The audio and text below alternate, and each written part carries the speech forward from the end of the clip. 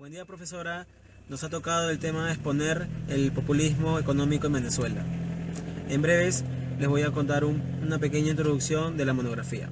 Empezaremos con la introducción. Hoy en día se habla mucho sobre el populismo en los debates políticos y en los medios. Es por eso que elegimos este tema, ya que el populismo es un fenómeno histórico del cual hay mucho que aprender y comprender. Nuestro principal objetivo es dar a conocer el concepto del populismo y sus causas y consecuencias en el país venezolano. Asimismo, analizar la política fiscal y sus características, de igual manera explicar qué es la inflación y los efectos en el crecimiento de nuestro país vecino, que es Venezuela. ¿Qué realmente es el populismo? ¿De qué manera afecta al país venezolano? A continuación pasaremos a conceptualizar nuestro tema, con el fin de dar a conocer nuestros objetivos en un mensaje a la población sobre cómo se encuentra nuestro país vecino.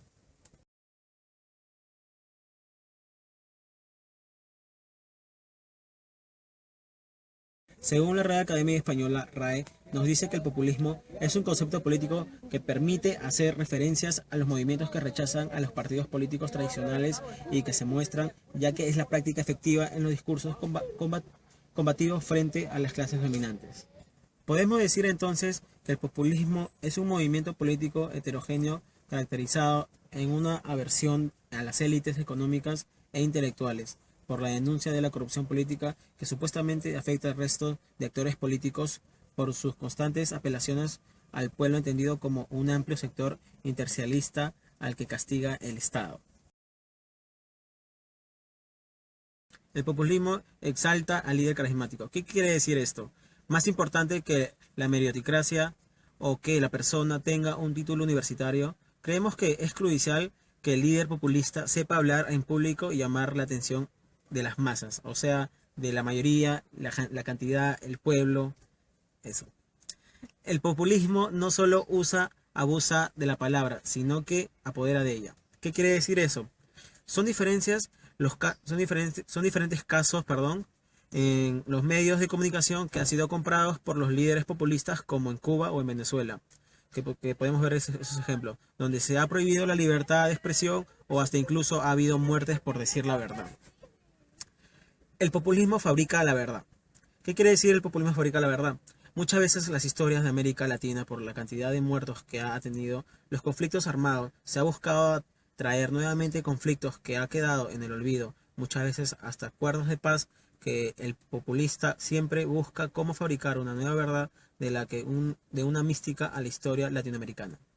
El populismo utiliza de modo discrecional los fondos públicos. ¿Qué quiere decir eso? Por ejemplo, Petróleos de Venezuela, el cual no haya entregado ningún estado financiero desde el año 2003 para saber cuánto dinero le ha dado a Bolivia, Ecuador, Nicaragua o Cuba. El populismo reparte directamente la riqueza. ¿Qué quiere decir eso? Como se sabe, la riqueza no es cuestión de repartirla o transferirla, sino crearla. El populismo alienta el odio de clases. En todos los discursos de los populistas se viene a ver que siempre se habla del pueblo como aliado del pueblo y el antipueblo como enemigo del gobierno y del pueblo también. El populismo moviliza permanentemente a los grupos sociales. ¿Qué quiere decir eso? Que realmente la cantidad de manifestantes que hay en estos territorios que no son financiadas por el mismo gobierno, por incluso hay empleados públicos que son utilizados para poder hacer este tipo de manifestaciones, tiene que ver mucho con movilizar masas e intimidar a la población. Tiene que ver con el primer concepto, algo así. El populismo recurre sistemáticamente al enemigo exterior.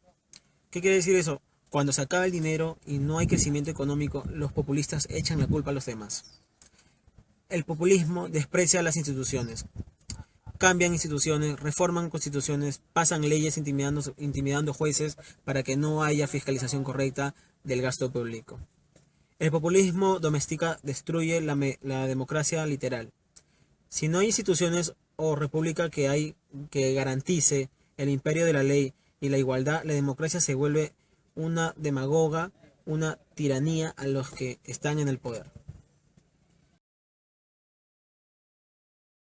Según las noticias, Venezuela nos dice que el populismo, además de generarse brotes inflacionarios, se ha provocado graves crisis económicas, sociales y políticas que al final producen procesos de desestabilización de los mismos.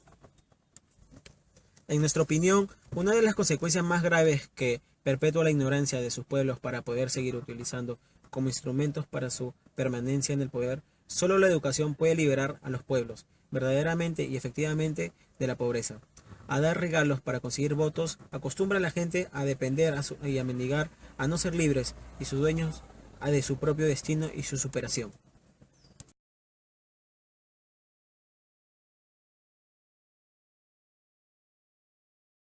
Es una rama de la política económica que configura el presupuesto del Estado y sus componentes, al gasto público de los impuestos como variables para asegurar y mantener la estabilidad económica. Tenemos política fiscal expansiva, que es aumentar el gasto público para aumentar la producción y reducción del desempleo. También tenemos los impuestos, lo que va a bajar, o sea, los impuestos bajan la inversión a un mayor consumo y a una mayor inversión en las empresas, ¿no? Es decir, que al haber mayor gasto público, va a haber una menor capacitación de los impuestos y que el Estado genera en el déficit. ¿No? El otro sería la política fiscal restrictiva, que es lo contrario a la expansiva, que es reducir el gasto público para trabajar la demanda agregada y para controlar la producción del desempleo. Subir los impuestos para que los ciudadanos tengan una renta menor y en consecuencia disminuir su conjunto disminuir el conjunto de la demanda agregada que da la población, y así se desplaza hacia un mejoramiento de los impuestos, ¿no?, de los ciudadanos. Hay posibles desventajas en lo que son prestaciones sociales y se observan con mucha claridad que tiene efectos sobre lo que es la oferta del factor trabajo. Con frecuencia mencionamos que hay un pago incondicional o ilimitado de prestaciones por desempleo como uno de los principales factores que desincentivan la búsqueda de empleo. Este tipo de prestaciones puede de alguna manera reducir lo que son presiones para reformar un mercado de trabajo ineficiente, que también vemos que tiene altas tasas de paro, porque los desempleados disfrutan mucho de estos beneficios, ¿no?, que el gobierno les da. También los sistemas públicos de pensiones tienen efectos significativos sobre la oferta de trabajadores.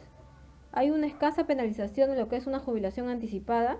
Incluso su promoción activa ha reducido una oferta, ¿no?, ha reducido dicha oferta. Por otra parte, la perspectiva de jubilación anticipada constituye un desincentivo para que los trabajadores mantengan conocimientos profesionales y que participen en un proceso de aprendizaje continuo. Además, vemos que los incentivos de la jubilación anticipada hacen más fácil lo que es una eliminación de mano de obra, incluso en algunas circunstancias en las que el despido es bastante difícil, ¿no? Y como resultado de esto, las empresas que necesitan reducir su planilla, lo que harían es eliminarla o reducir o recortar lo que es un segmento de las personas de mayor edad. Y en este caso se daría de los trabajadores que necesariamente y precisamente tienen más experiencia y no los que son menos productivos. Ahora podemos concluir que lo que son las políticas orientadas al mercado de trabajo, si se diseñan y se ponen en práctica de una manera adecuada, pueden estimular lo que es una oferta y la demanda de trabajo y por consiguiente la tasa de la ocupación. Los programas de formación que hay pueden ayudar a mantener y mejorar conocimientos profesionales, reduciendo los desajustes entre la oferta y la demanda y el deterioro del capital humano, ¿no?, entre los desempleados que tienen bastante duración, es decir, bastante tiempo sin empleo.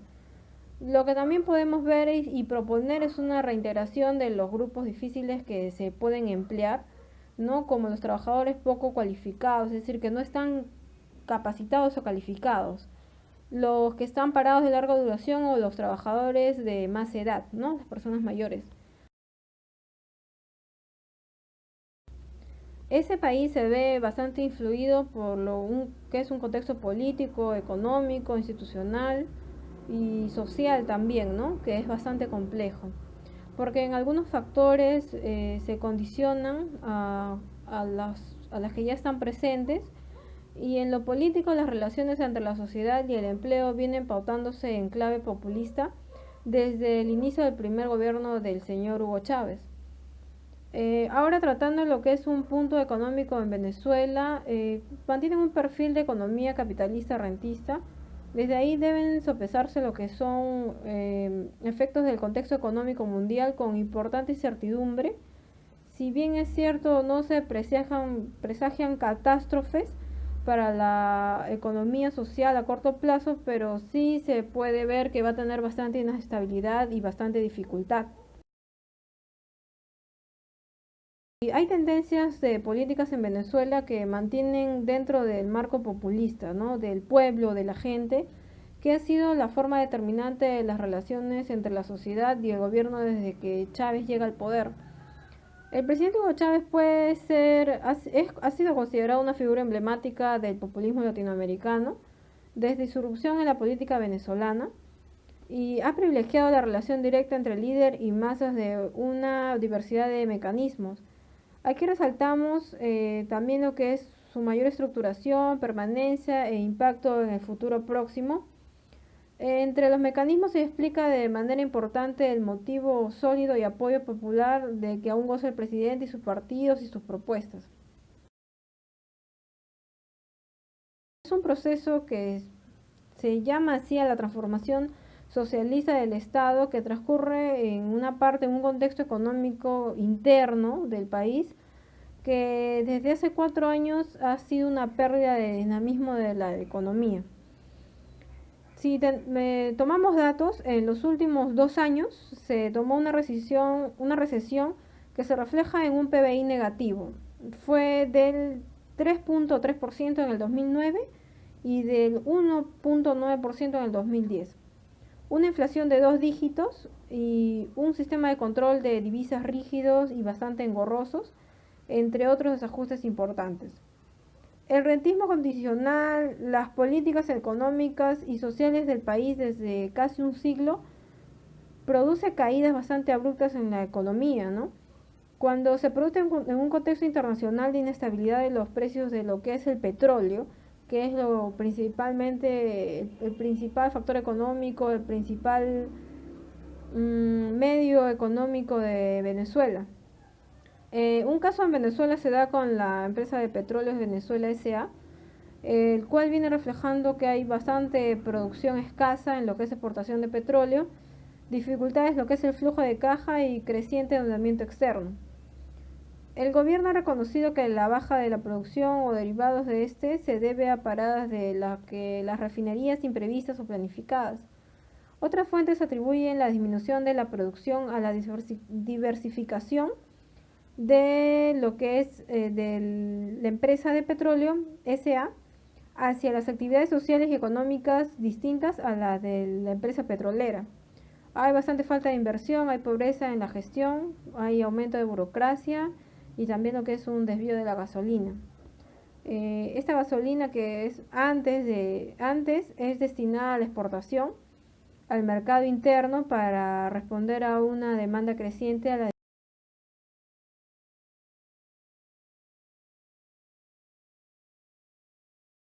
La inflación es un proceso de alza generalizada y prolongada de los precios. Decimos que la inflación es un crecimiento sostenible en los precios de bienes y servicios. Está expresada en términos porcentuales.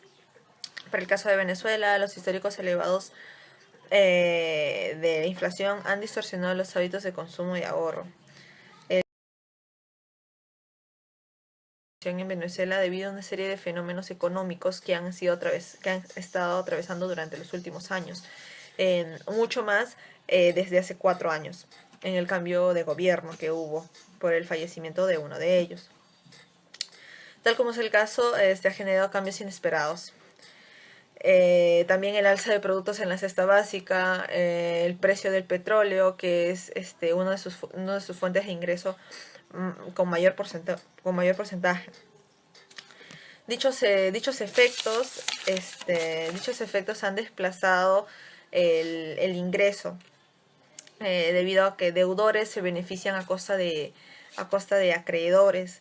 Esta política la han puesto en práctica desde hace muchos años atrás, y hasta el momento ya se ha visto evoluciones, se ha visto problemáticas dentro de ella que hasta el momento no se logran controlar.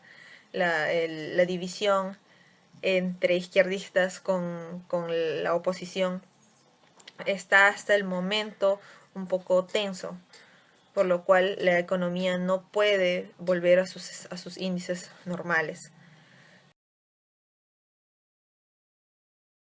La realidad nos induce a pensar que se requieren nuevas formas de organizaciones, nuevas reformas que modifiquen la manera en que cómo se ha estado gobernando hasta el momento, recuperar el estatus y la representación política que siempre han gozado, y la meditación entre el Estado y la sociedad tiene